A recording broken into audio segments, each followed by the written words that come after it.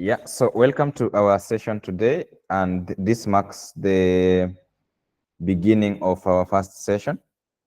And welcome to Python session 1.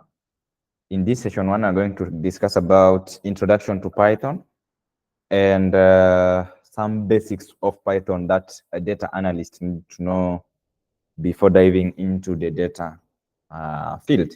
So having said that, I just want to confirm if we already have the softwares installed. So maybe Macharia, how far are you with your installation? With your download? Karibu namaliza kuinstall. Okay. And Marilyn, you said you are already installed, so I think we will proceed with Marilyn.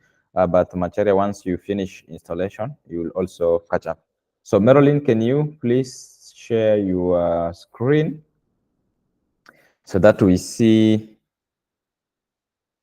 where do we start from? Once you install Anaconda, just go to your, just share your screen anywhere you are. Don't open Anaconda. Just share your screen, and then we will ask you to go to search and then search for Anaconda. This is a guide for anyone who will have already installed Anaconda. So where do the person start from? So I want you to share your screen. So we'll try to move a little bit faster considering the session has started a little bit late.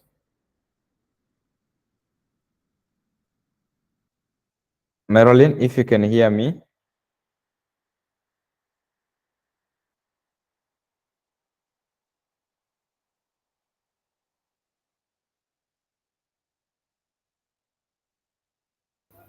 Are you able to see anything? Not yet. Not yet. That's why I still ask.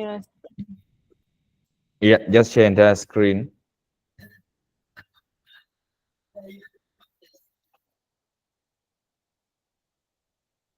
Yeah, so we can now be able to see your screen. So I want you to go to search. Go to search. Okay. But I do not want you to open Anaconda yet. So I want you to go to search and search for Jupyter Notebook. Okay. Just there where you are. Just search for Anaconda. Don't even search for Jupyter Notebook. Search for Anaconda.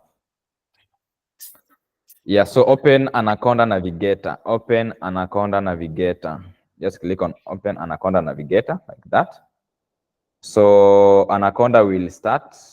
Anaconda will start the process of opening. Yeah, so it is opening. So let's give it some few. Where is it? Open it. Yeah, just click it on it again. Just click on it again.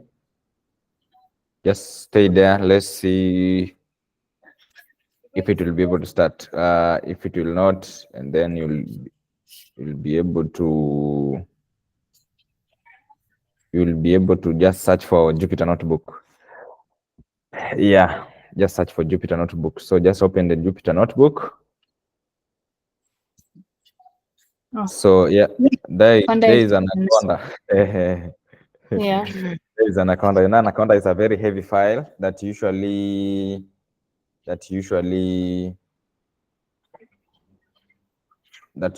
comes with everything that any Python programmers need to get started.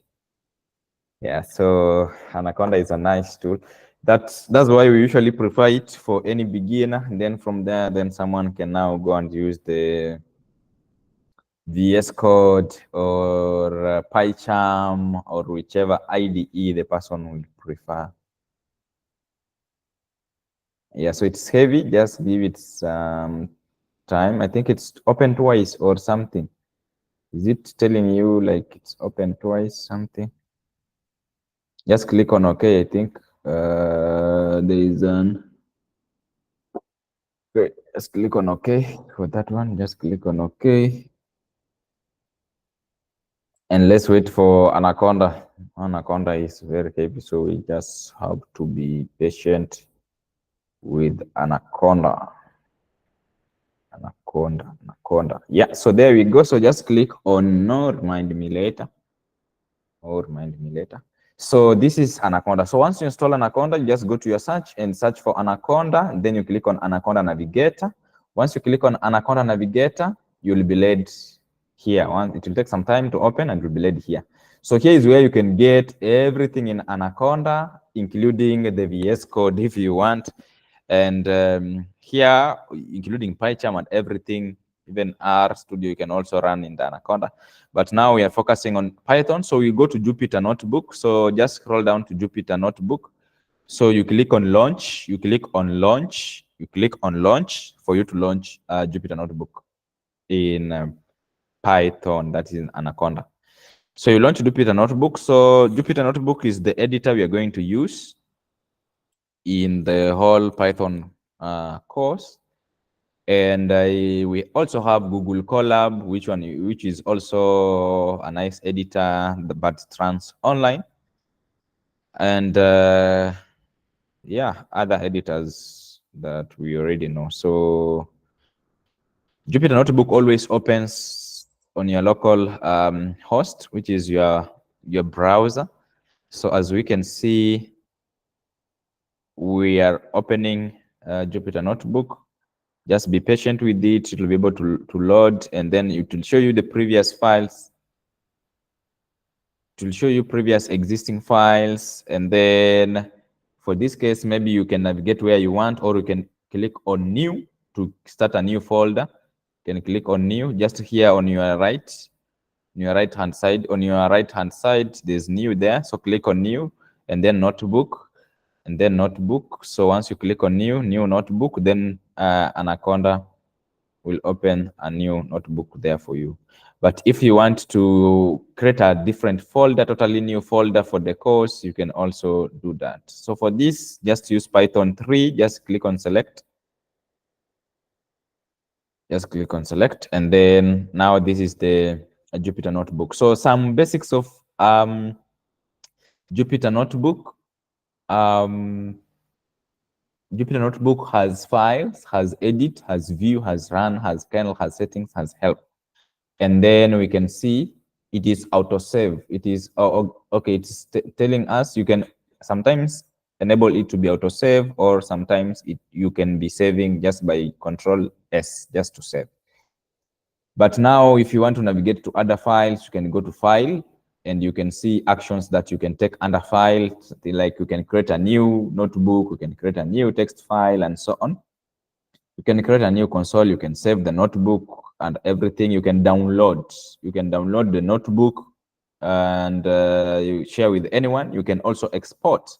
You can save and export notebook as a HTML file, as a PDF if you want, and so on. So, and other things that you can explore along the way. When you go to edit, you can see, you can undo, and you can see the shortcuts that we usually use. If we don't want to manually navigate to edit, you can use the shortcuts for undo, redo, you can cut, you can copy, you can paste, and such. Some of them will be interacting with them with shortcuts, and others will be using the easier navigation interfaces that we already have. When you go to run, when you go to view, you can be able to see in different ways. You can be able to view your things. So you can be able to view your code. And when you go to run, you can see if you want to run everything. If you just want to run a particular cell, you can also run a particular cell. If you want to stop the kernel, you can also stop the kernel, maybe interrupt the kernel, and so on. And then you can run all cells if you want. So then from there, you can go to kernel, is where you can be able to interrupt the kernel, just in case it is slow also. Yeah, so and so on. So we got down to the icons. We have icon for save down there below that. We have icon for save. We have icon for, when you hover on it, you'll be able to see some information. If it's not, yeah, it should be showing. Yeah, save a new. From save you can go to new, that you can add a new cell. The one for plus is for adding a new cell.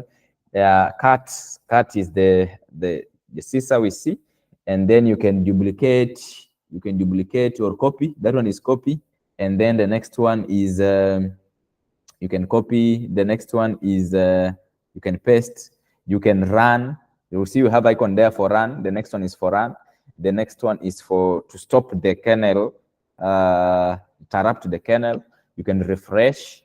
That's to restart the kernel, and so on. So the most important thing also is known as code. Under code there, when you click on the drop down, you'll be able to see different actions that you can run your code. So that's the best thing with the Jupyter Notebook, where you can be able to combine stories together with analysis.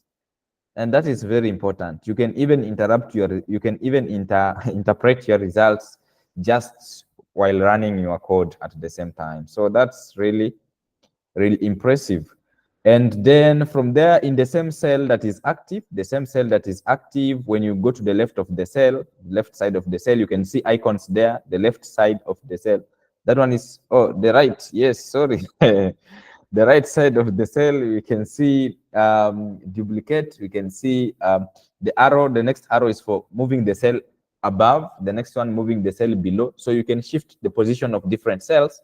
You can add a new cell above by the addition symbol at the top. You can add a cell below by the addition symbol below. Then you can delete the entire cell. So from there, that's the basics of Jupyter Notebook. And now we can be able to start learning our Python. So thank you, Marilyn, for sharing your screen. Now you can stop presenting so that we can start our session.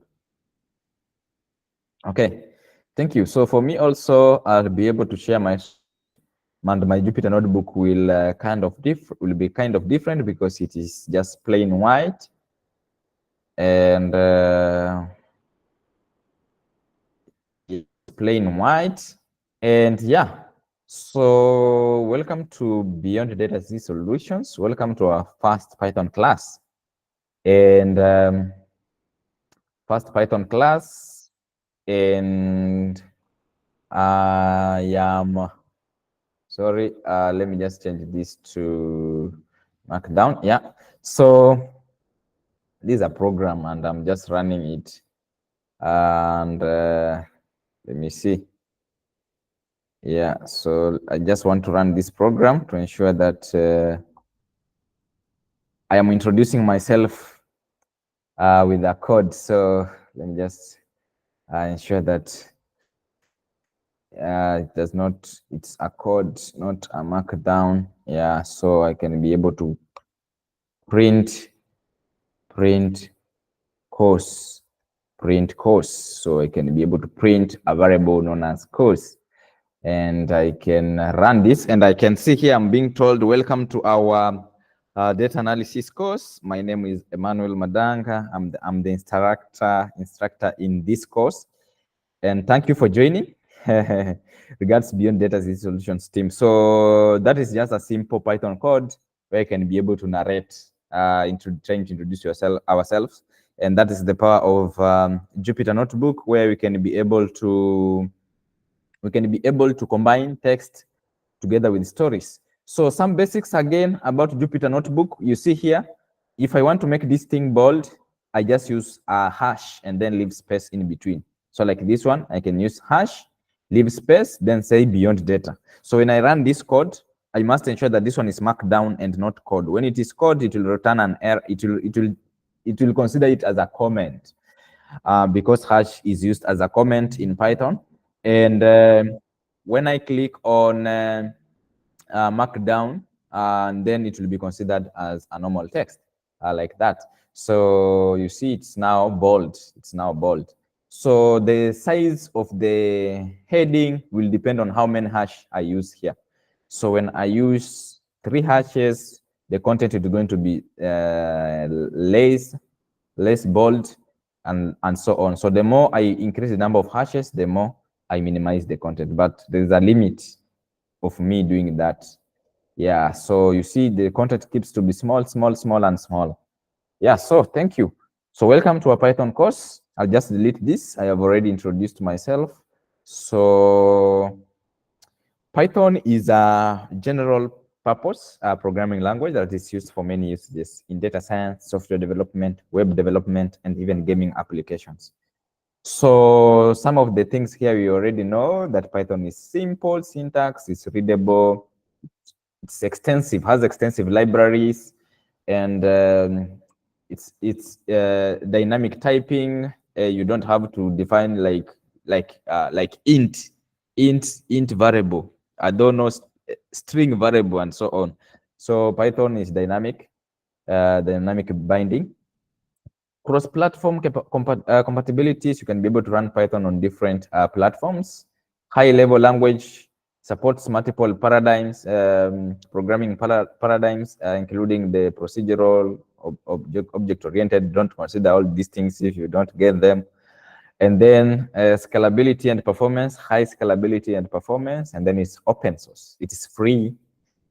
And then some important things about Python. So Python was designed for readability and has some similarities with the English language. We are going to interact with it, and we are going to see how Python is easier to work with.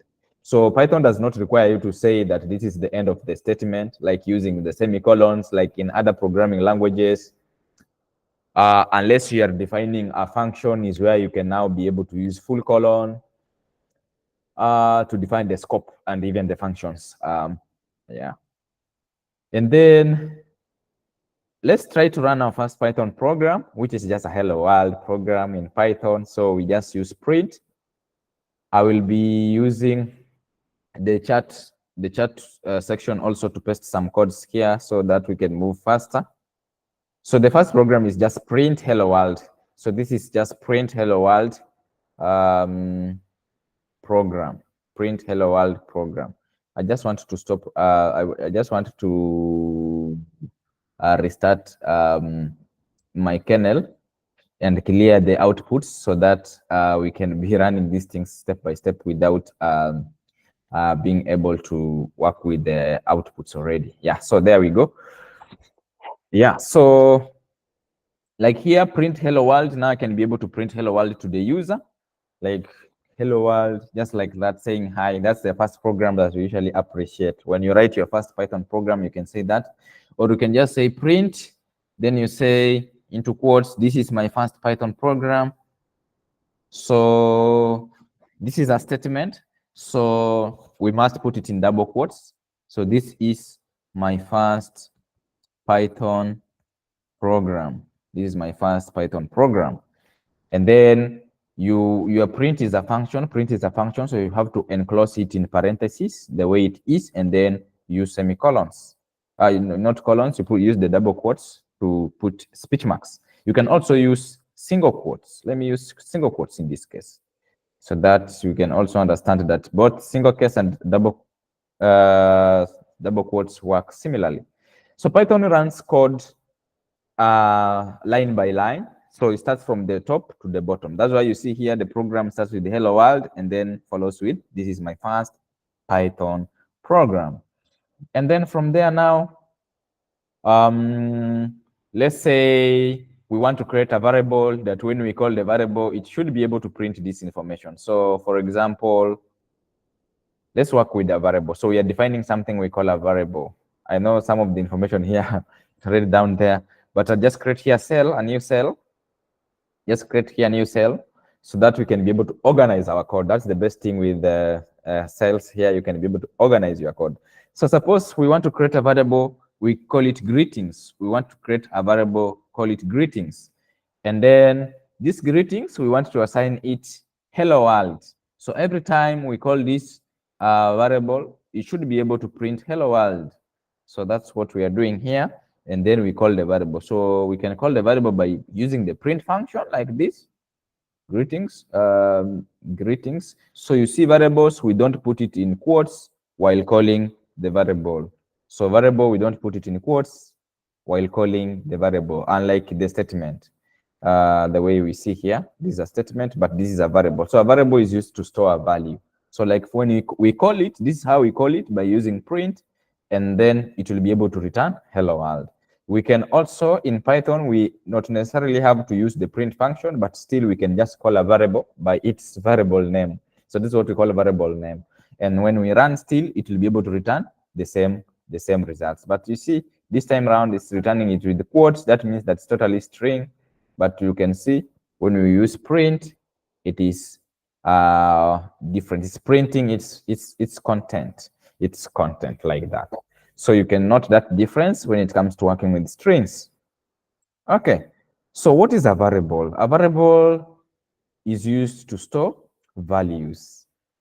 Is a string of elements, is a character combination of characters that we can use together with some few special characters, only underscore, to call the variable name. So let's say we want to create another type of variable. We are going to use, so let me show you, this is just a print. Let's leave it like this, print greetings, like this, print greetings,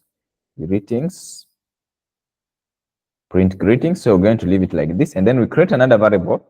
And this is another variable that we want to create, is a variable known as age.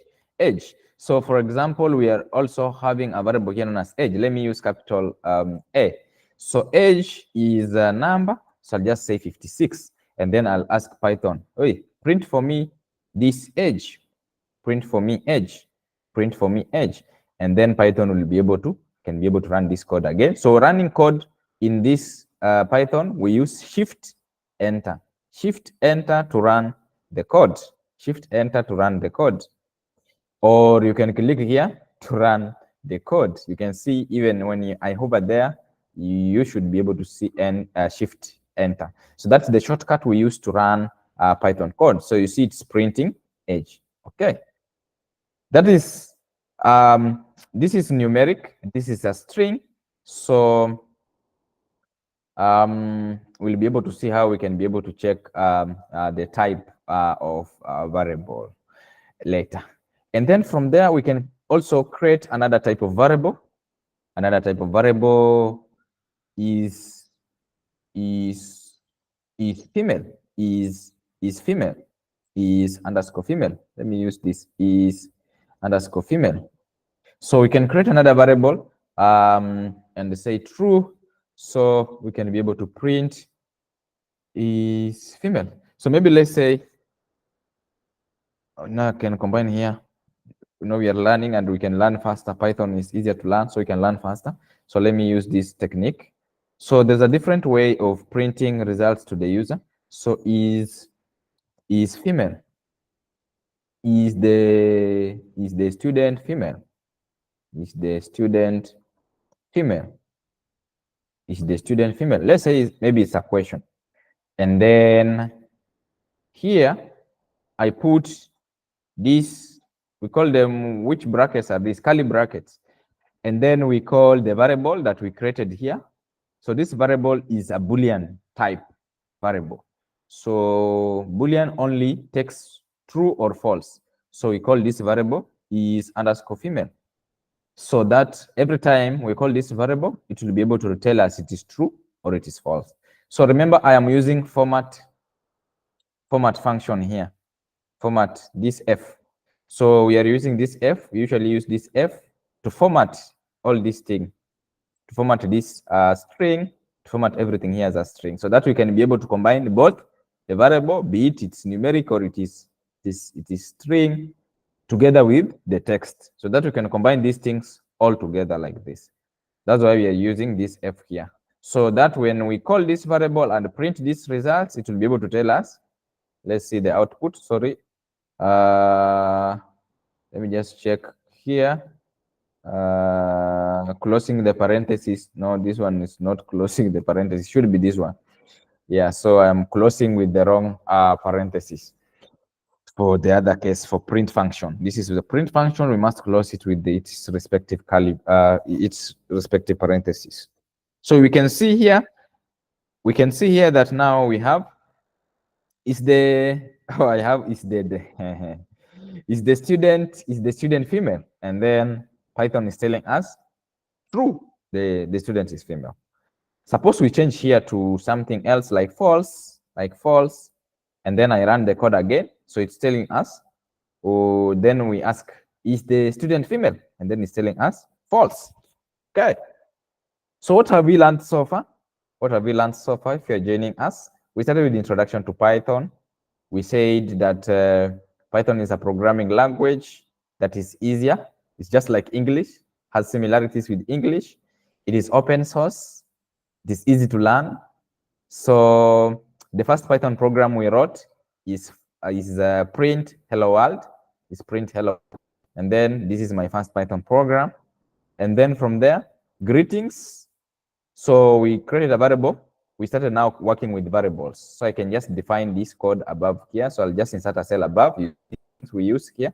We said that this is for duplicating a cell. This one is to move the cell at the top of this one, below, and then insert a cell above. So I can insert a cell above here, and then I'll say here variables.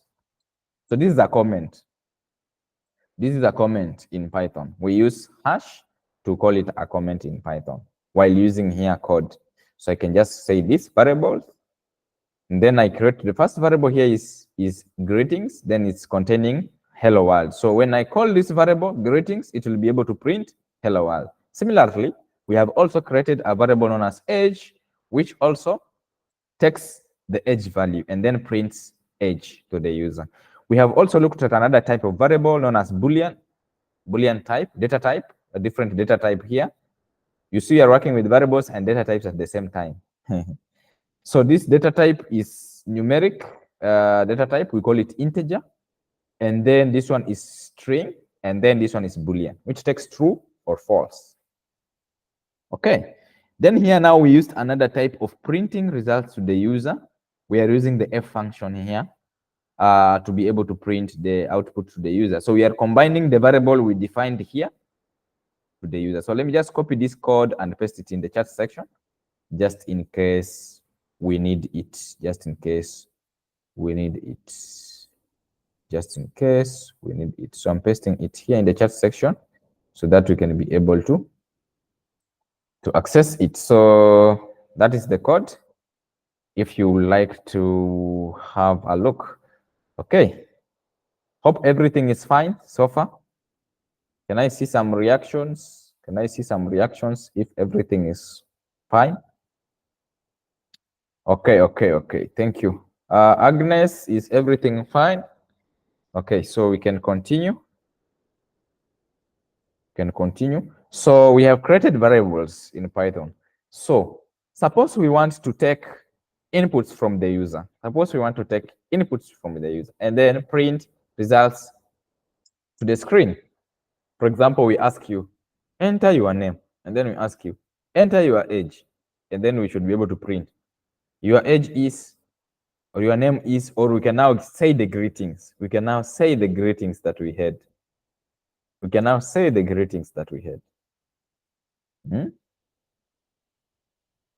Yeah. So this is what we are doing now here. You see, we are using name. Name is a variable. So we have conditions for naming variables. We are going to consider that in the next different cells down there.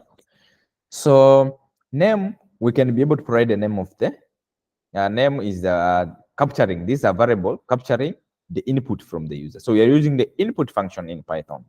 And then after the input function, we put the string that will be displayed to the user for the user to know that the user is supposed to enter. What's the user supposed to enter?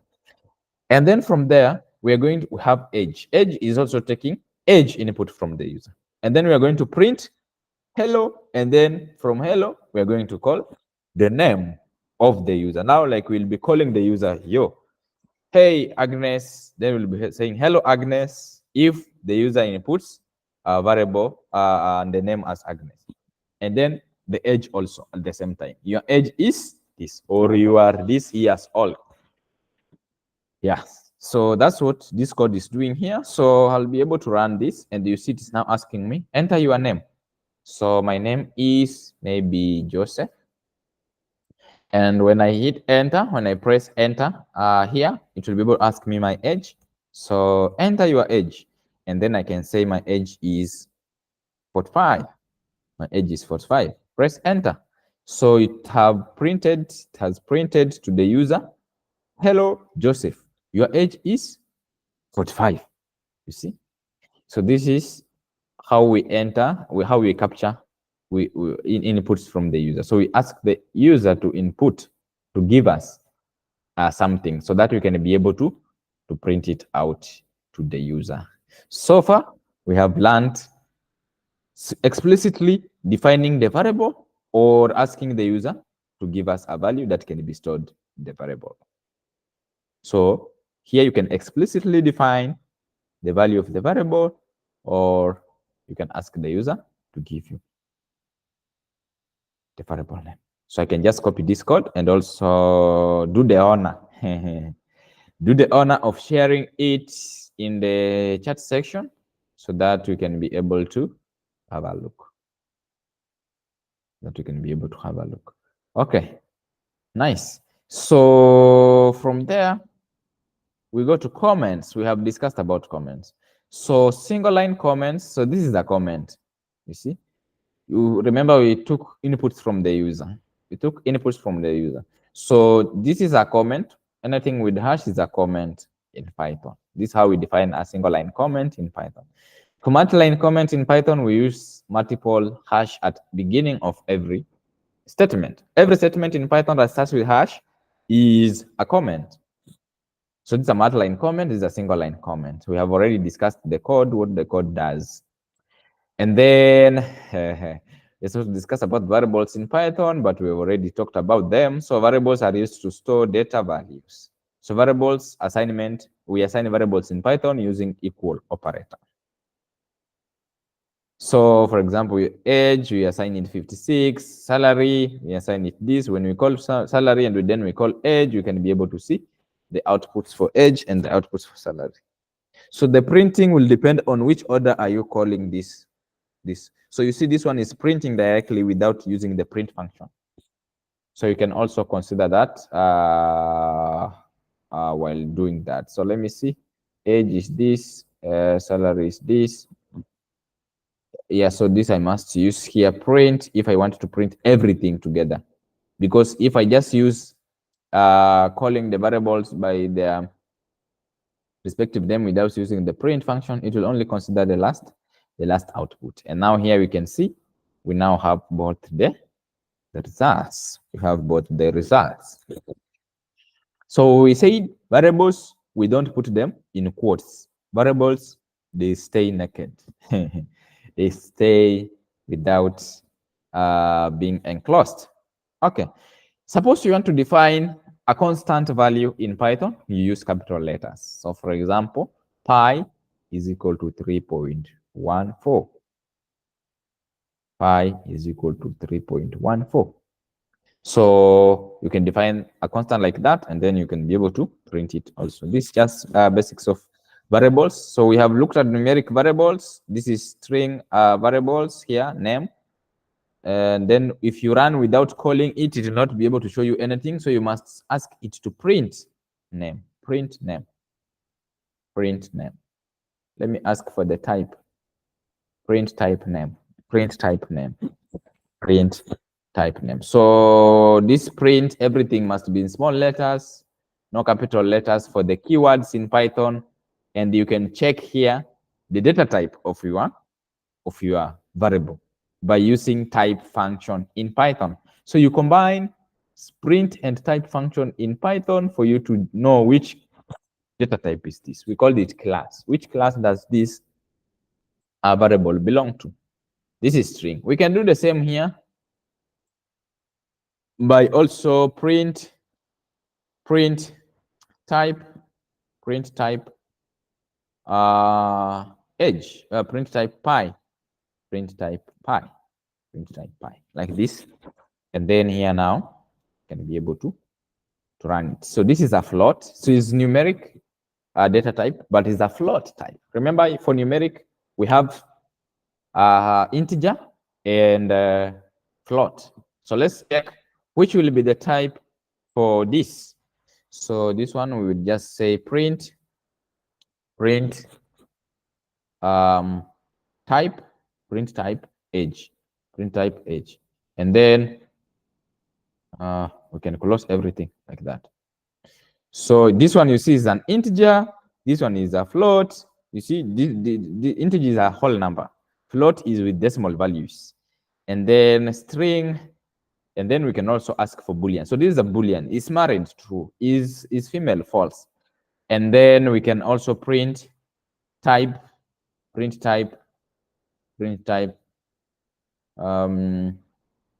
is female.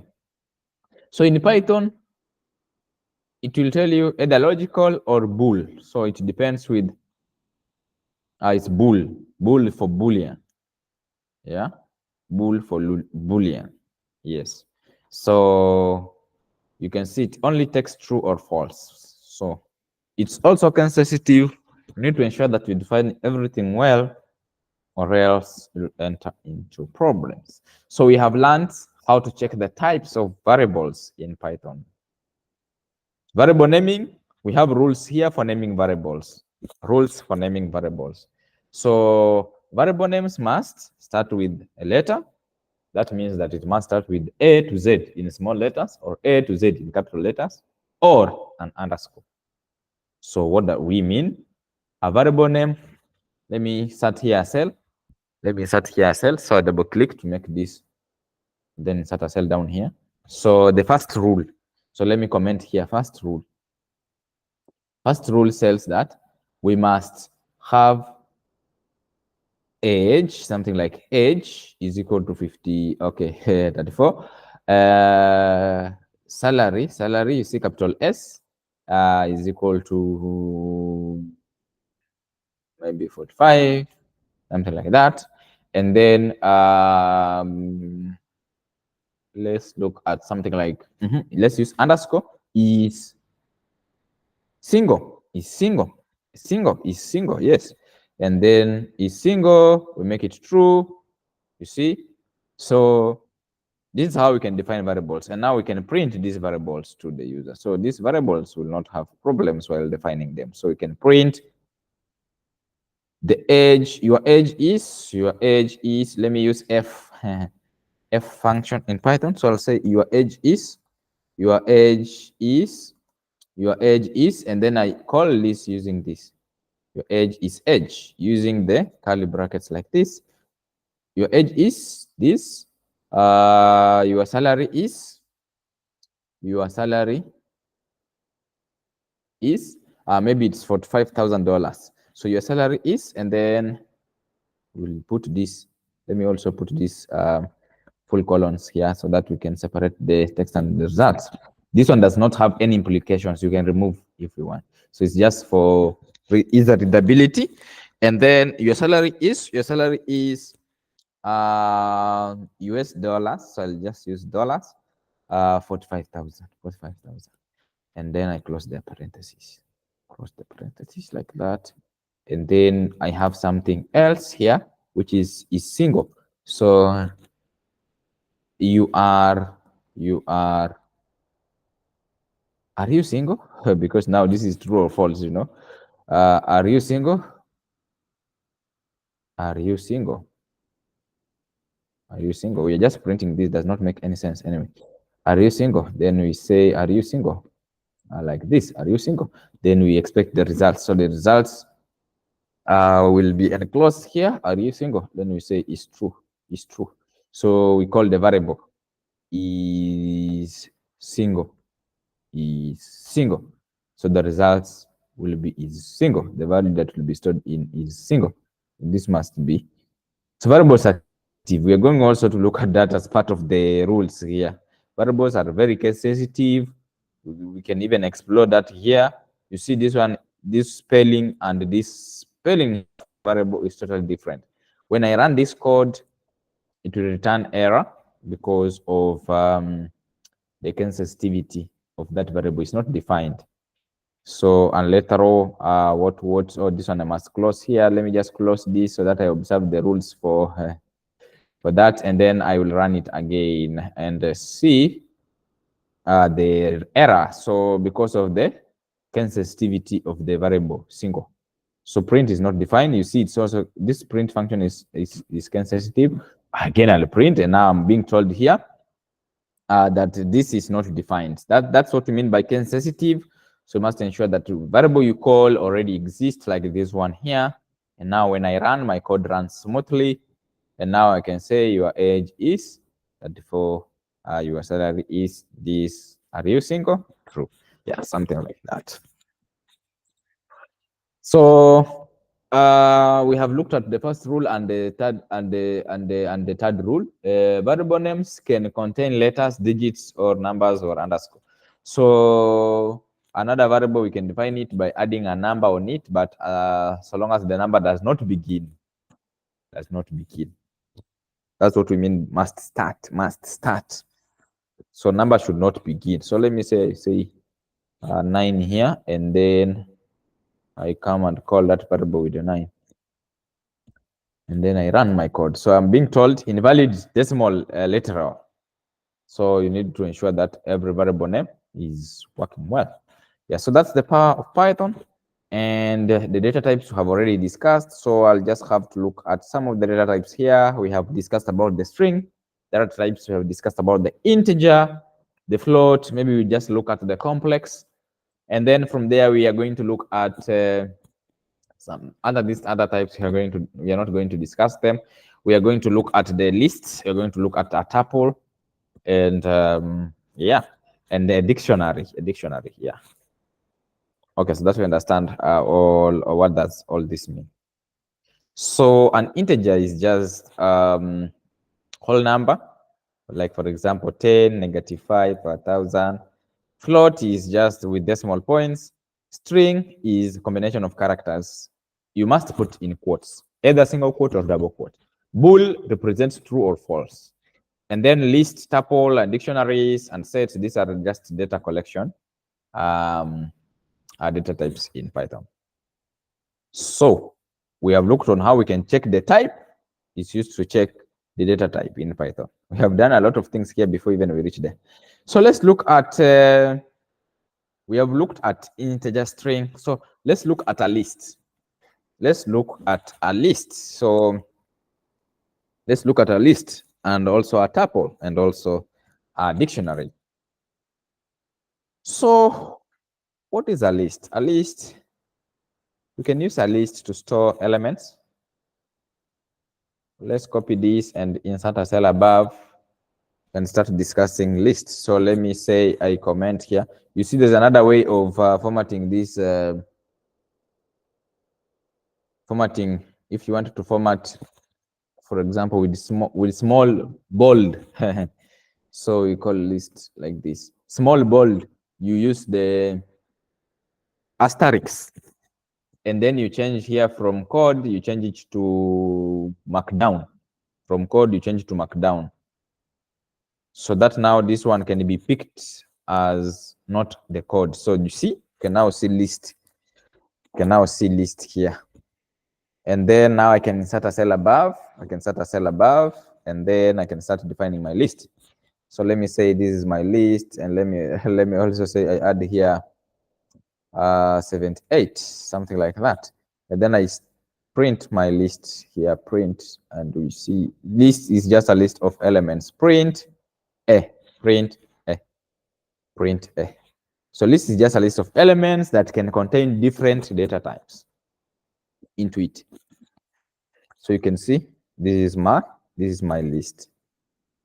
So while discussing about lists, there are other things that you'll be shown like methods for a list, methods for accessing a list, methods of adding elements on a list. For example, when I want to add an element on this list, so I'll use append. I use a method known as append.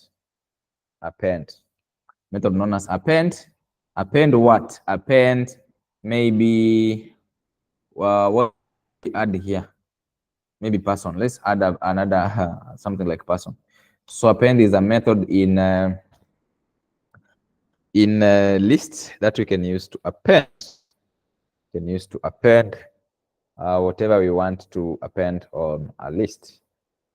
to the end of the list. So let me print this new list. I have not printed it. Print this. I just want to call it together with this. Maybe I can store this on another variable, but I can just print it right here. I can print it right here. So maybe let me make it easier by defining another variable here. We can define here another variable, and this variable we can call it new list. Okay, list one. Let's call it list one. You see, we are naming a variable with our digits, but digits should not start, but digit can be able to be at the end or in between. So then I can now print here list one. I can now call the variable list one here, list one, like that. And then when I run this code, I get an error. I'm being told print list, or this capital P should be small p. Why are you being capital? Want you to be small p.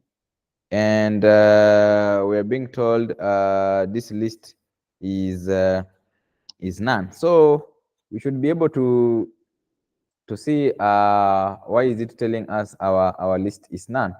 That means that this element was not able to be appended. We're not able to be appended. So we'll be able to see maybe our spelling for that method append. So let's first of all access the elements of the list. That's the first thing before you go to the method. So let's access the elements of the list.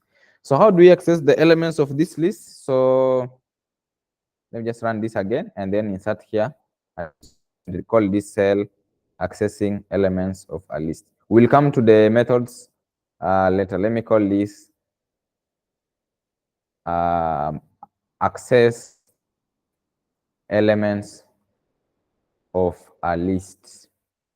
Accessing elements of a list. Accessing elements of a list. Okay. And then here now, you can now access the elements. So for example, I want to access the element in the index. You see now, a list is an index of elements. So this is index 0, index 1, index 2, index 3.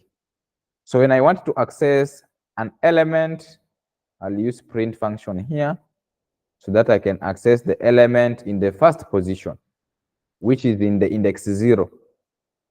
Index 0 is the element in the first position. And then I close my print function. So I should be able to access the first element, which is index 0. So let me copy this code. I think I can share with you so that you can also be able to, just in case you didn't get time to type. So just sharing with you the code about the list. So there is the code. So we are trying to access the elements of our list. We are trying to access the elements of our list. So far, I would like to see, I want, Agnes, did you manage to install? If you managed, you can share your screen so that you can help us access different elements. So I'll stop sharing so that you can help us access with your laptop. We will guide you on how to access different elements. So you can share your screen if you are already there where we are. If you are not, you can let us know so that Marilyn can share her screen.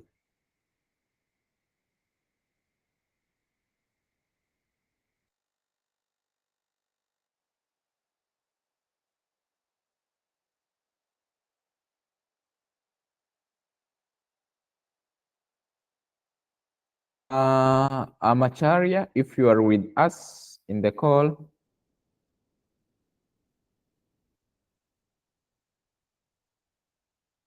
I am with you. Leo nime launch. Okay. Nime launch Jupiter. Okay. Then no problem. Marilyn, you can share your screen kindly.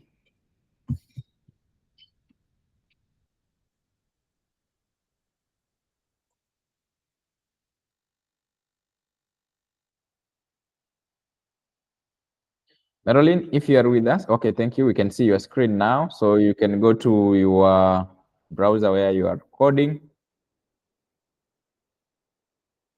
Yeah, so let's access different elements of a list. So copy the code that we already have there, and then you can Yeah, paste there so that we can access different elements of our list.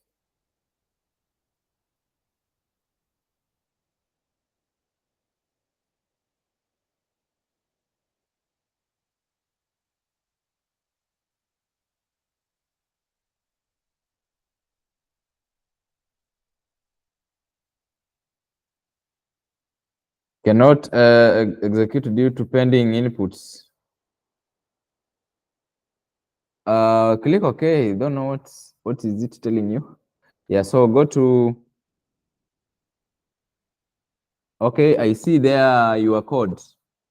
Your code is it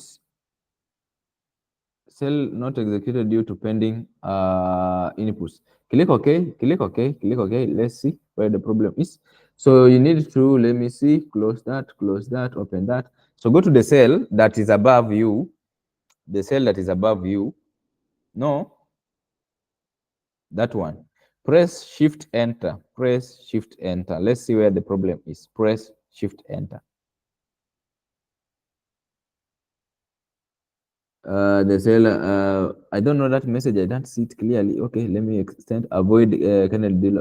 There's another input. Submit your pending output. What? Click on OK. Click on OK. So let's see. 78. You provided 78 print A. Can you just run the code below? No, don't run there. Go to the cell above, which is greetings. Run that cell by Shift Enter. Okay, so interrupt everything. So you have to interrupt your kernel. So go to interrupt. After that symbol, go to the restart kernel. No, not that one. Yeah, restart. Just restart. No problem. Restart it, and we'll give it some time to restart. Okay. Yeah, so run your first code again.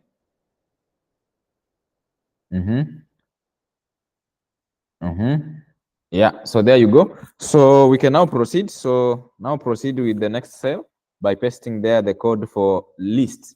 So we have a list of elements. We have a list of elements like mango, banana, apple, those elements that you have. So we need to access them. So we access them by using, you call the variable the list name. You call the list name, which is A. Our list is A. So you call A, and then using the square brackets. Right there, we are talking as you type, you need to type there A, and then use the square brackets, and then you write 0 inside the square brackets. That will be used to access the first element in index 0. So when you use print function to print that, or can just run by that, and then everything will be okay as well. But printing is easier for readability if you like. I prefer when you begin your Python, you use print. Okay. Next, so let's access an element in the last position, So which Python, which index is that? Can Macharia tell us the index of the last element? The index of the last element. The index of the element 78. It's Macharia, not you, Marilyn. You just remain there so that Macharia can talk. You just remain there. Okay, Macharia, go on. D. It's which number? D. Is she? Oh, 3. Okay. Yeah, so Marilyn, please do the necessary. Yeah, so access that element in the last position, and we like using comments. It's good for you to tell us what your code is doing. Like, for example, the one you ran about the first, accessing the first element. If you give this code to someone else, will the person be able to understand what the code is doing? So you have to add a comment. We've just learned comments in Python, so you need to add comments about that. So add comments there.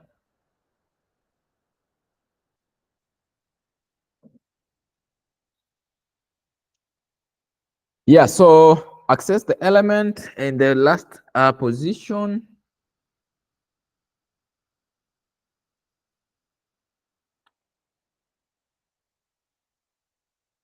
Yeah, so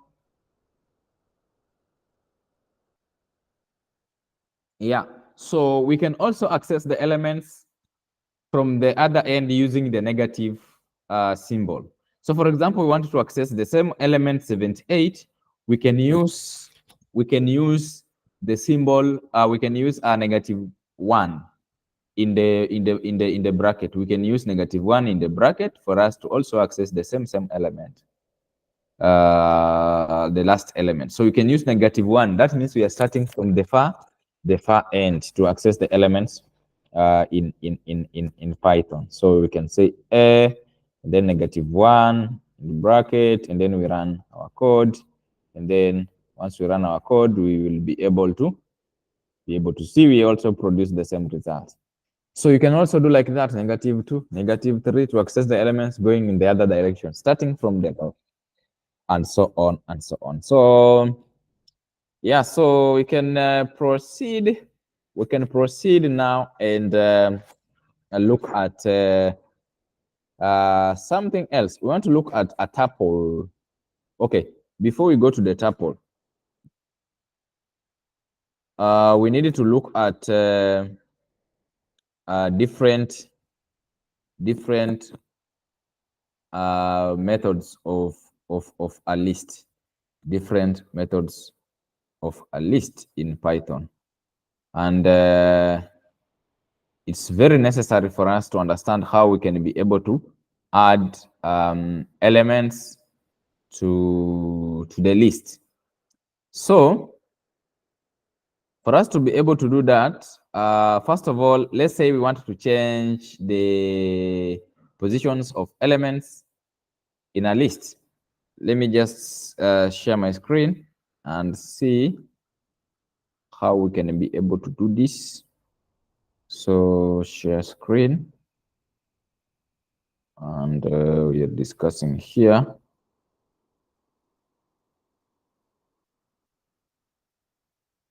Yeah, so we have seen how we can access different elements of a list, including this one, access the first accessing the elements of a list. So element in the first position. So yeah, so from there we need to see, okay, first position, last position, and so on. So let's say we want to let's try to use method known as let's try to change elements in a particular position. So for example, we want to change this element 78 to something else. So a -1, let me access it using -1, is equal to. So suppose we wanted to change this element in this last position. So how should we change? Which fruit do we know? Which fruit do we know? Mango, banana, apple, watermelon. Watermelon. Watermelon. So suppose we want to change the element in this position for the list A. So we call the position the index position, and then we assign it a new value. And then now when we print our function, we print our list A, it should be able to be updated. As we can see, it's now updated. So this is how we can change the elements of a list.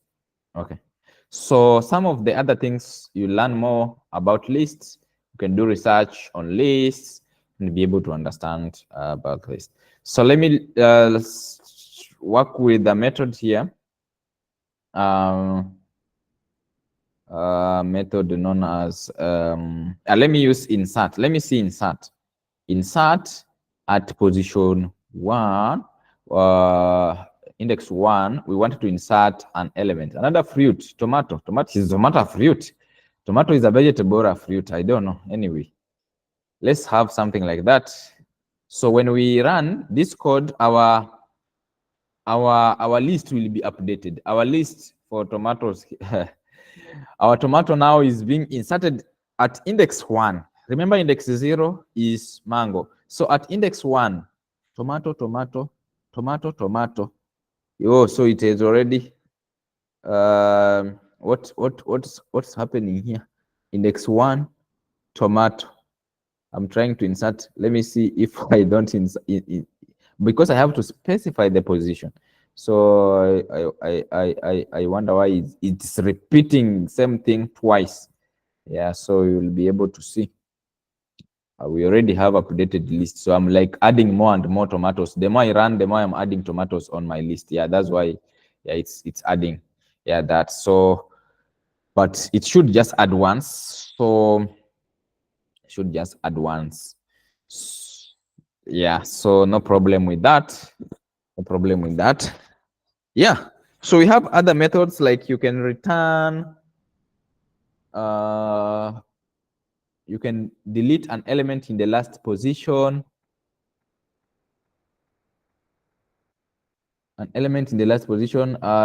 This is already a tuple. The tuple object has no attribute insert.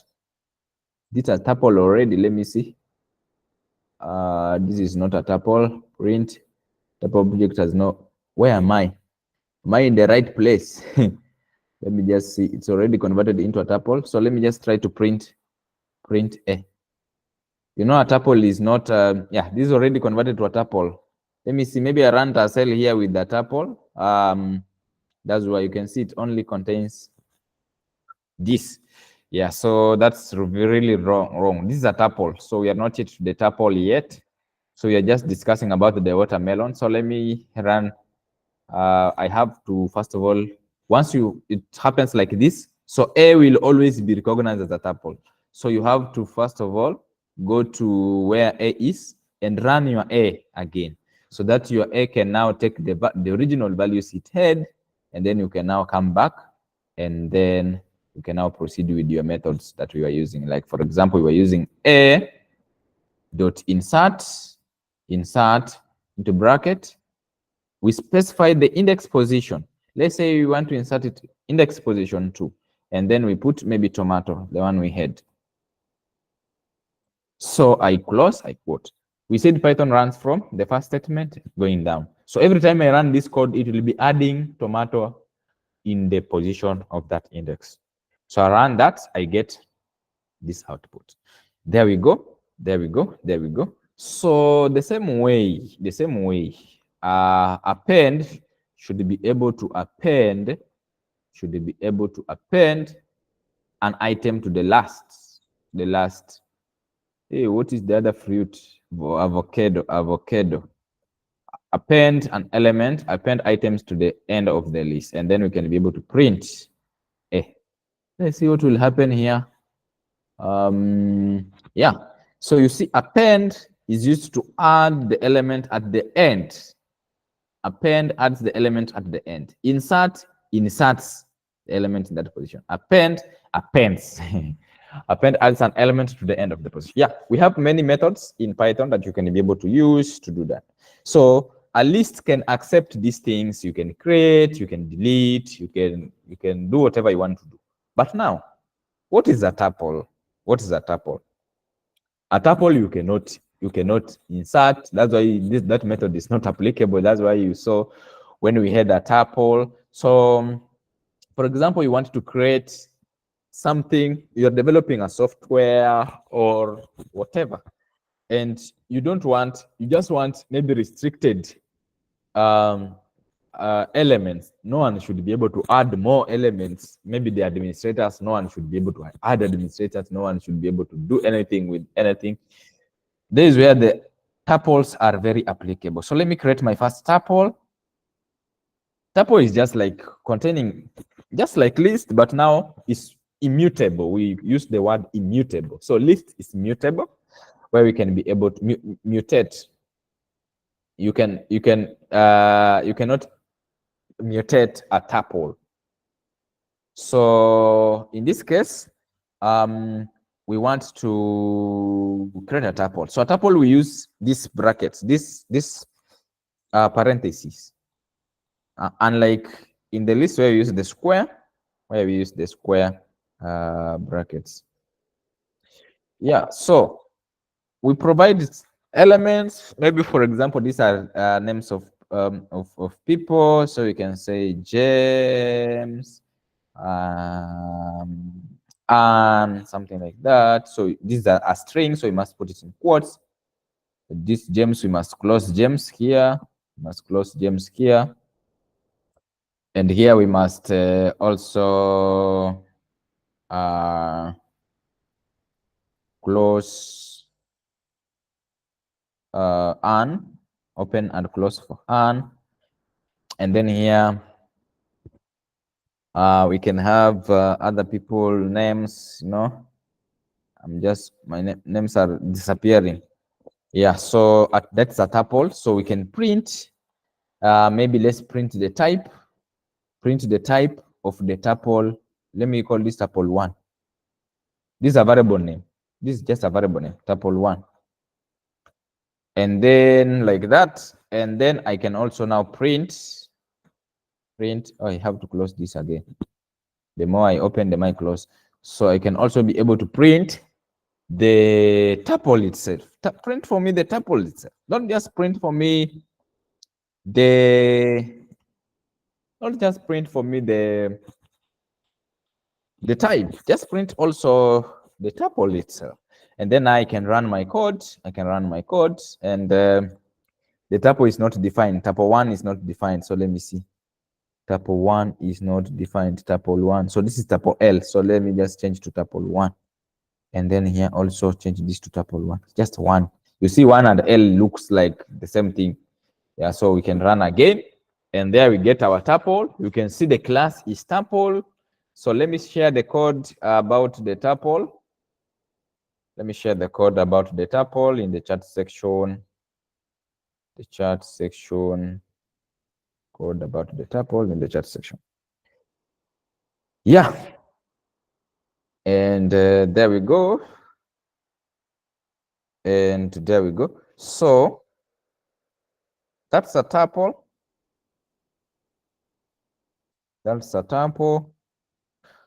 So tuple has less methods compared to that, because the other methods don't really work with tuples. So you need to also research on tuples to understand how tuples work. So let's go to dictionary. So let me just insert a cell above. Insert cell below and above. Above, say this is a tuple. Let me use this.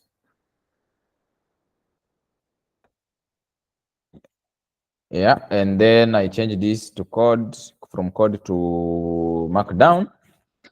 Yeah, so that's a tuple. And then here I can now call this dictionary.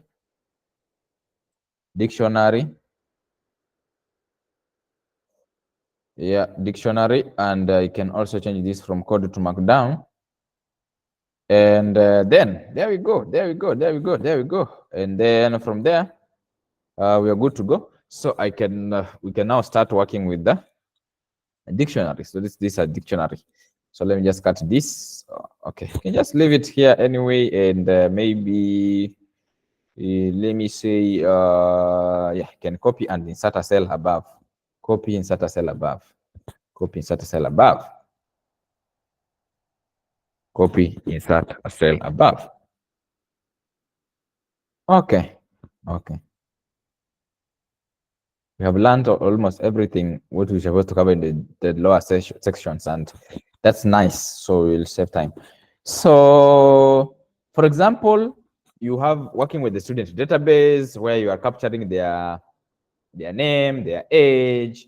Maybe you can add here another element like marks or grade.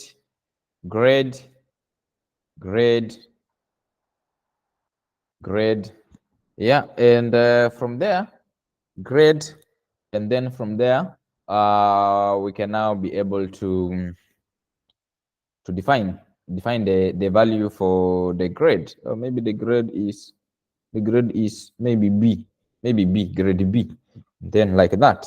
So this is let me remove, this is a set, this lower one is a set, this is a set, so this is supposed to be on its own. So let me just take set to somewhere else.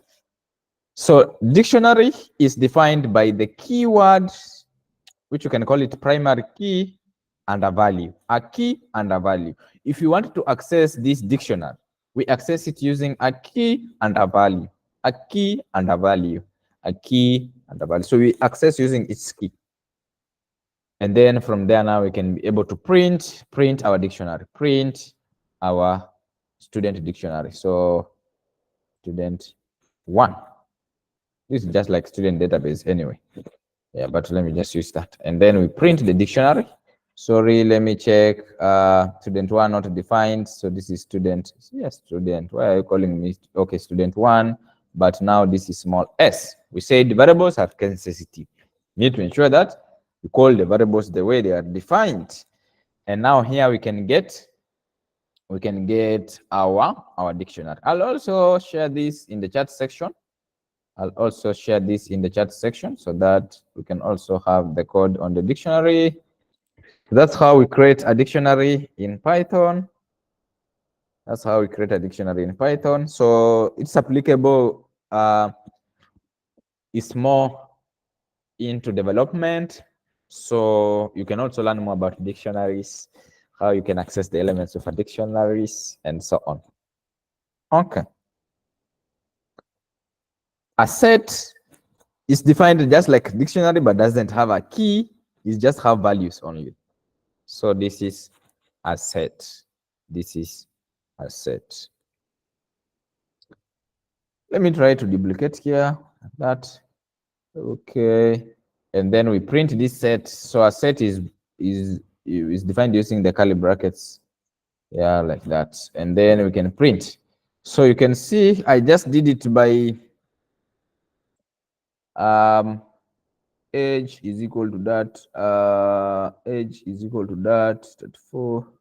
Let me just run this code. Yeah, so this is a set. So when we duplicate, a set only contains unique elements, only unique elements. A set contains only unique elements. Let's change this to ages. Let me change this to ages. So we have used ages for a long period of time. Let's call it ages so that it's a unique variable, and you can see it is a set only contains unique. So suppose we want to fetch data, and only from the database, we just want unique to grasp everything unique and be able to return them. So we use sets. So it's used also in development. So you can also research more on how you can access elements of a set. Okay. So what have we learned? What have we learned? What have we learned? We've learned about a list, a tuple, a set, the dictionary. So you can learn more about those methods for a list. Those are assignments. Here are the methods of a list, like append, clear, copy. You can copy a list, you know. Count, you count the number of elements. You can extend, you can check the index, returns the index of the first element. Insert, pop, remove, reverse, sort. You can sort your list, and so on. Tuple, also need to see which methods are available for a tuple. A set, you need also to research on which variables are available for a set. So we are not going to use this a lot. So you need to research for your knowledge in Python.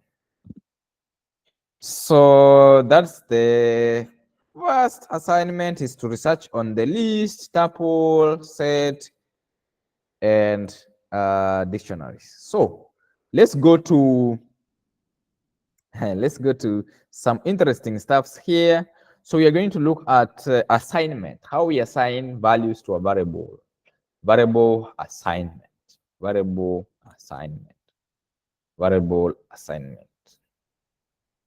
Variable assignment. Variable assignment. So for me to move reassignment. So like assignment, reassignment. Yeah, anyway. So let me cover this and then I'll just cover some other things as we approach winding up our first sessions about basics of Python. This is totally basics of Python that we are going to build on in the coming sessions. So x, so we define a variable x, we assign it a value of 5. We define a variable, same variable x, we assign a value of 10. And then the variable x that we already have here, we are calling it and we are adding 1 to it. And we are storing that to a variable x. What will be the value of x? Colleagues, I want you to have an attempt on this. What will be the value of x? What do you think will be the value of x? Let me just zoom this. What do you think will be the value of x? You can unmute, you can use the chat section. What do you think? You can raise your hand, you can use the chat section. What do you think will be the value of x? X is equal to 5, x is equal to 10, x is equal to x plus 1, print x. So what will be the value of x?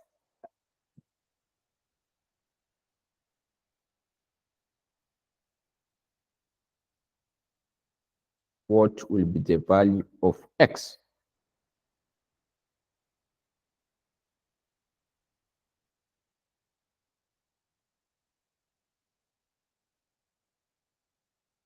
Marilyn is saying 11.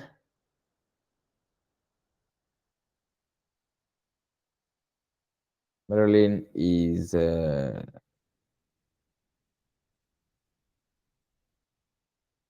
saying 11. So, Agnes, do you agree? Do you agree?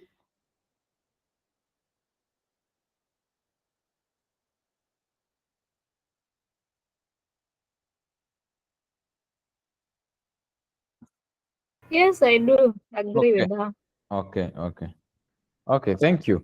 So we can now proceed and run the code so that you can see the outputs. So let me copy this code and also share with you so that you can also have the same. Okay, so this code will return a value of 11. At the first, it will have a value of 5. And then we assign it 10. It will forget about 5 and take the value of 10. And then the 10, we add it 1. It will be having, it will now store a value of 11. And then when we print, be able to give us a value of 11. You'll be able to give us a value of 11. Okay. That's okay. So that's just a reassignment of variables. So before we go to scope and so on, I want us to discuss here. We have discussed about this. So I want us to discuss here. Let me insert a cell below and then I'll again zoom. I want us to discuss here variable operators in Python. Operators in Python. Oh, sorry, this is a title. Operators in Python.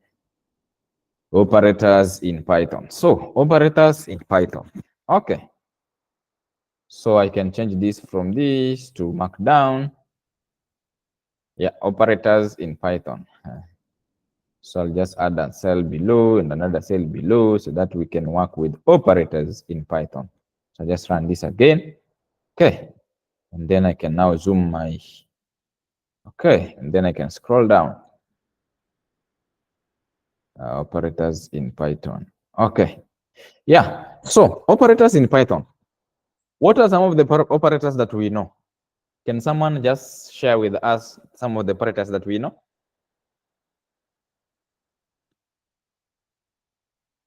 Types of operators, not examples.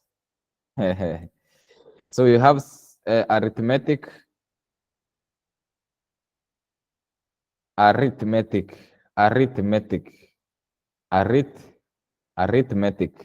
Spelling is going for the arithmetic thing. How do we spell arithmetic? Is it like that? Arithmetic operators, yeah. So arithmetic operators are things like sum, addition. Sum is addition, so it's addition, subtraction.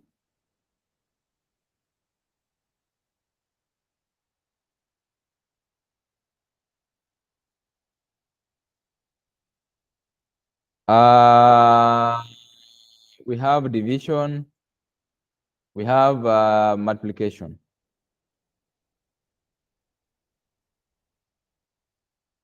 Okay.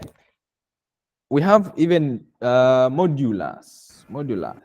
We have exponential. Exponential. Yes. Anything Hello, else? Yes. Hello. are you displaying something? Yes. Si tumekwama pale kwa available assignment on the Oh. screen. Okay, so I'll stop sharing and share again. Sorry. Let me stop sharing and share again. Thank you for that. I'll share the screen again and let's see what it will be able to show us. Yeah. Thank you for letting me know. So arithmetic operators and so on and so on. So let's discuss these operators. So arithmetic operators is like addition. So let's discuss addition. So we have already learned variables. So if we were to use, if we did not learn variables, so we could have just said print, please Python, print 5 plus 4. And then Python will tell you 9. Python, 5 minus 4 is giving us 1. Okay, Python, 5 divide by is this, divide by 4. We run again, 1.25. Python, multiply these things. What is the answer? 20. Python, what is the modulus? The modulus, we use this. Modulus is 1. Okay. Python, what is the exponential? So exponential, we use the double asterisk. We use the double asterisk to raise 5 to power 4. 5 to power 4. Okay. Okay. Exponential is double asterisk. Modulus is percentage. Okay. Nice. So we already learned about variables. So let's create two variables. So variable x is going to store a value of 5. Variable y is going to store a value of 6. So we ask ourselves, how can we do addition? So we want to say addition.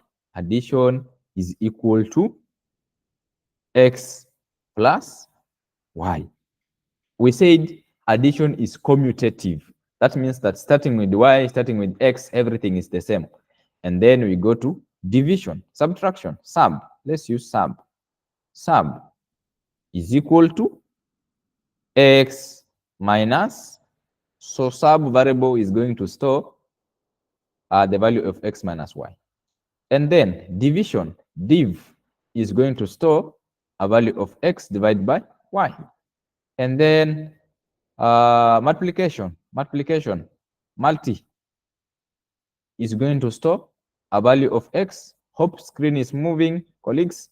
X multiplied by y. And then modulus, module is going to store a value of, let's say, y percent x. And then exponential. So exponential, x is going to store a value of x exponential y. Nice. And then we print these things. We have to print everything here. So print addition,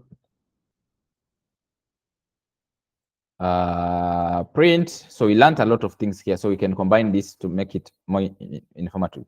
So F, let me just scroll down so that you can see these things clearly. You move here, and then let me just scroll down. Let me see if you can scroll down. Yeah, okay. So ignore that previous output. So F, the sum is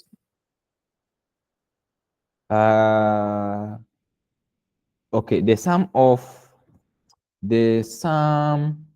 of 5, not the sum, given, let me say, given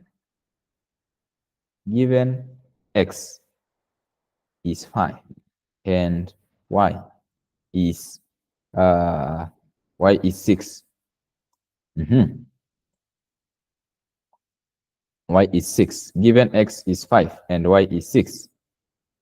The sum is,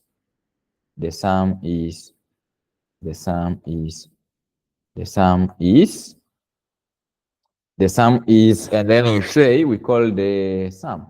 The sum is, we call the sum like this, addition. The sum is addition. That's a variable that you defined. And then we proceed. The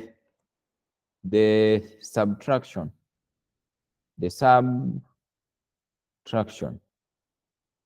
Or the difference. The difference is, and then we call the sub variable.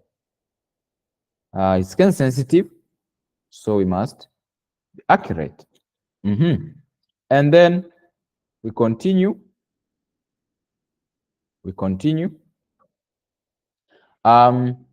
Let's say the sub is that. So let's say the what? Division. The division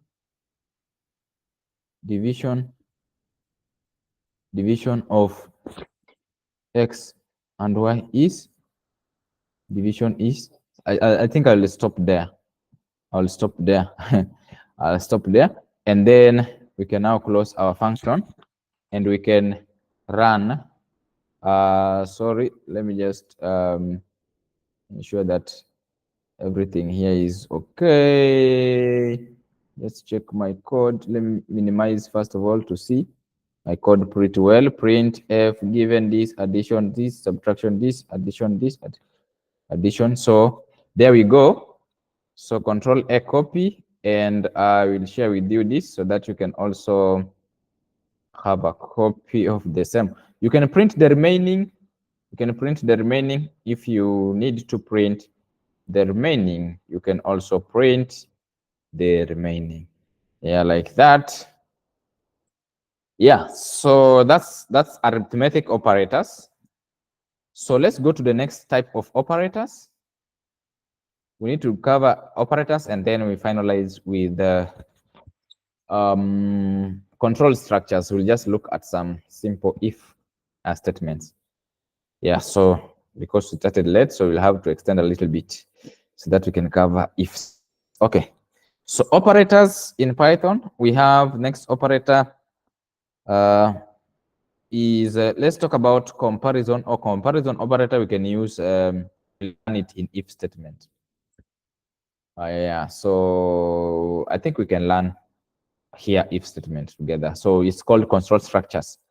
So other operators will be meeting them along the way. So let me consider here another subtopic known as control structures so that we can be able now to cover control structures so that we can be able to cover. Sorry, I must mark this down as not the code, not that way. Asterisk, double asterisk, then run. So control structures. So we're going to look at if. So we start with if. So we are going to say age is equal to 30.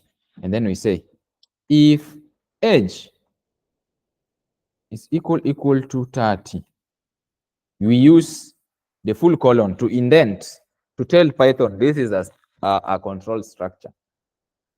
Print the age is 30. So this is a statement. We must put it in double quotes. You are 30 years old.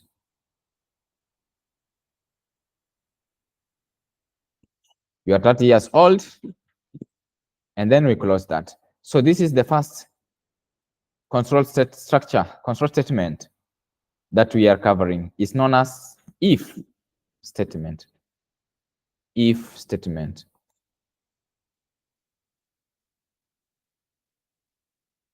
If statement. And then we run this to see what will be our output. You are 30 years old. Okay. So you see, if alone is limited, we need to know else what will happen. Else what will happen. Let me unzoom this. Else what will happen. So we insert a new cell here. We copy the same code. We want to know if suppose this person is not 30, what will be the response? Else, we go to else. Else, you should print that. Print your age. Your age is different from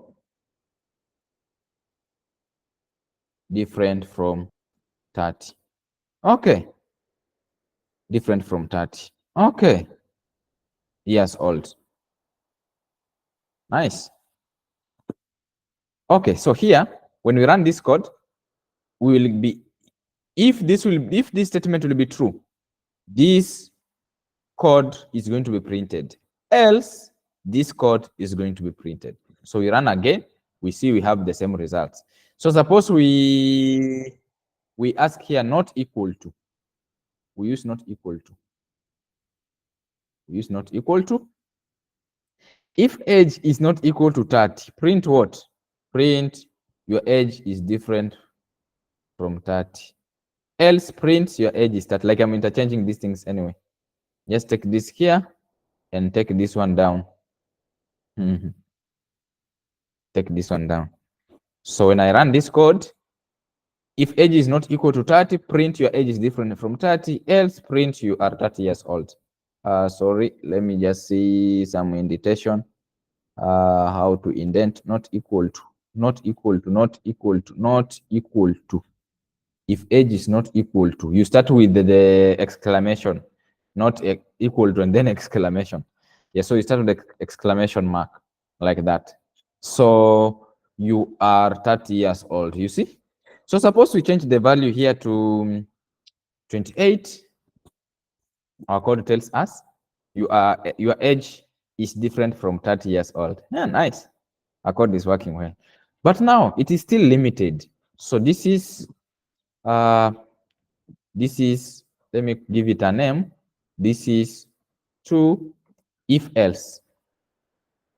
If else statement. If else statement.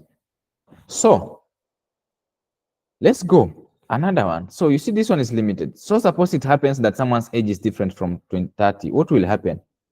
Like we will not be able to know, is it below or is it above? Okay. So we copy this piece of code. Then we proceed to the next cell. Proceed to the next cell. Next cell, like this. I can share this, at least you have a demo with you, but it's good to listen and then be able to do that. Yeah, but can share at least a demo so that you can be able to see how we are writing this code.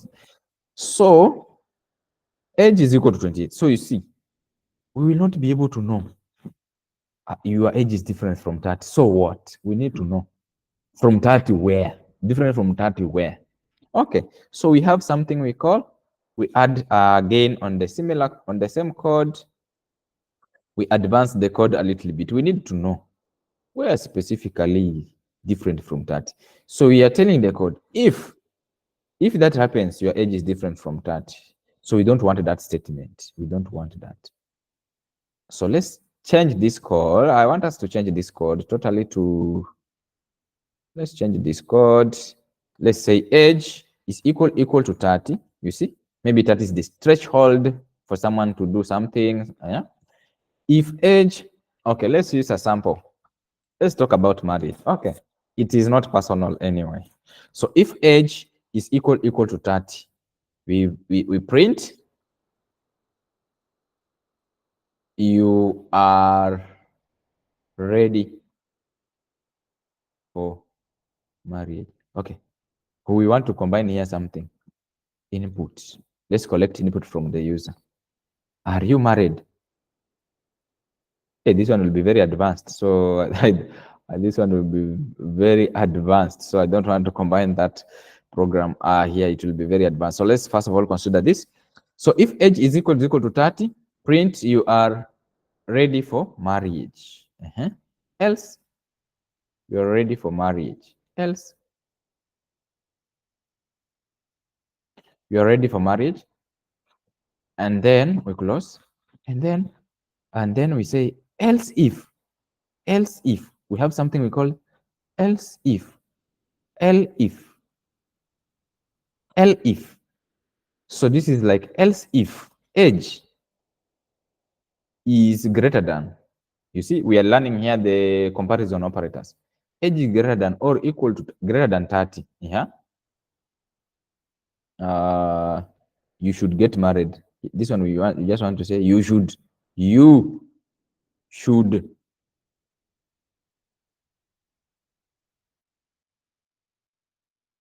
let's say you are ready for marriage, and then this one will say age greater than 30. Age greater than 30. We can say print you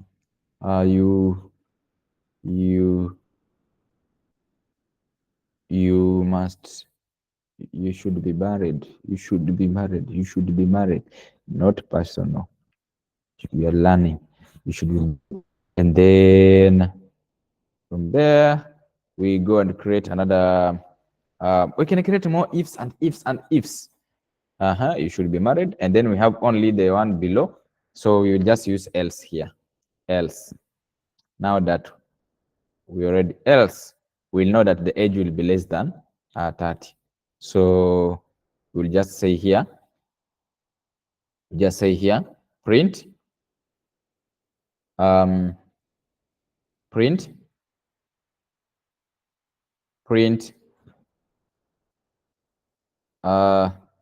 you are still young. Where is the problem?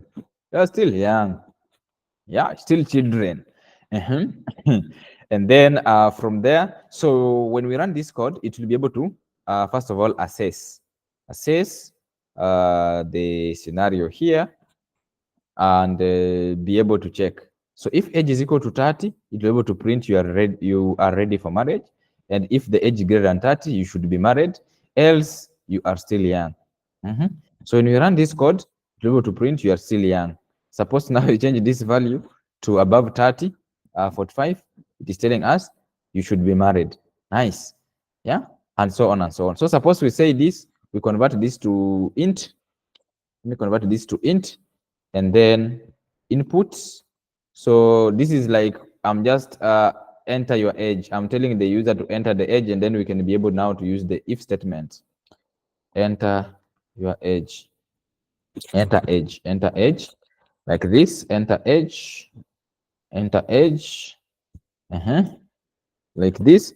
And then you see what it's doing. Int will be converting the input here. Every time Python captures data as string, so you must convert it to integer for you to use it here as an integer, or else you'll return errors. So let's say we ask the user age. When you enter your age, you'll be told if you are ready for marriage or not. Nice. We run our program. So what is enter your age? My age is 24 years. Let me say 24 years. You are still young, young man. And then now you can run again. You can run your code again. Then you ask, enter your age, 56. You should be married. Yeah, you see now the coding is now becoming nice. It's becoming nice. So I just copy this code and paste it in the chat section. And now we look on the final thing. You can learn about nested if. This one is called if, else, if. If, else, if, else, if. You see the other one was else, if. So this one is called 3. It's called else, if, else. Yeah, else, if, else statement. Else, if, else statement. Okay, like that. So there we go. We're good to go. So we want to learn last thing about functions. We just want to create a simple function in Python, and now we'll be ready for this. Is everything basics about Python that you need to know before start interacting with data. So we cover the last thing we call functions in Python.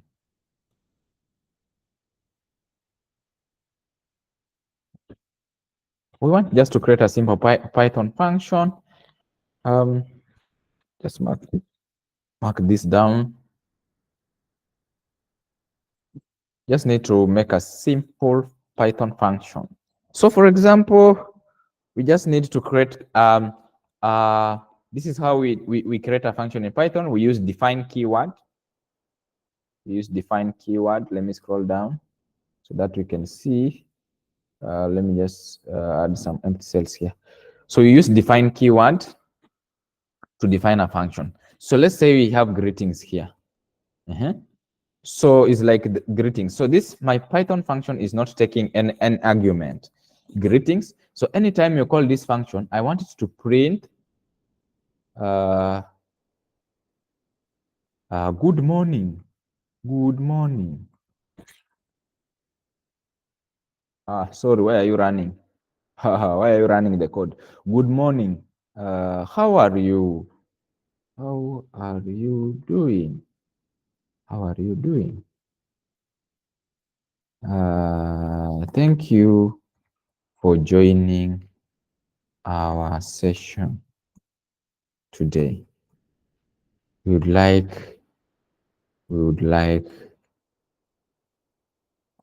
to hear from you. Like to hear from you. From you. Goodbye. That's finishing that Python print function. Yeah. Goodbye. Goodbye. Goodbye.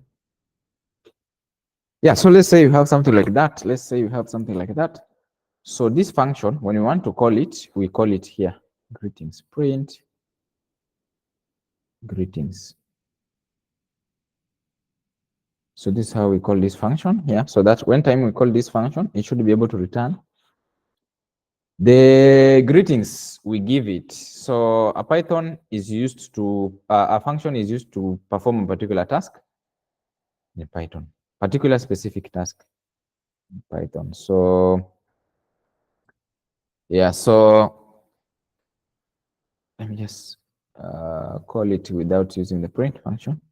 Yeah, so we have called the function here. You can now see the function is storing this information. So anytime, anywhere, we can call this function and be able to print the same results. You'll be able to print the same results.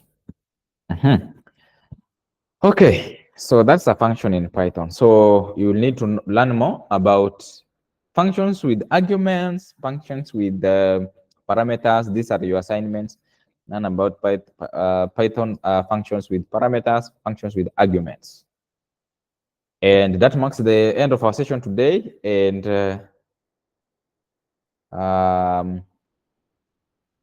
let's meet on Thursday for session 2, unless there is a question. Maybe if there is a reaction on how the session has been, you can also share your reaction. by using the thumbs up. Let me share this code about the functions here in the chat section. Yeah, so there you go. So you can show the reaction. How was the class? How was the facilitation? And how is Python? Just to wrap up, maybe if you can hear from you.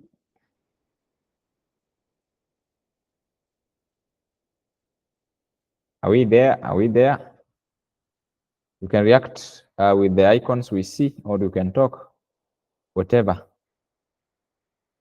Okay, thank you so much, and have a nice evening as we look forward to our next session.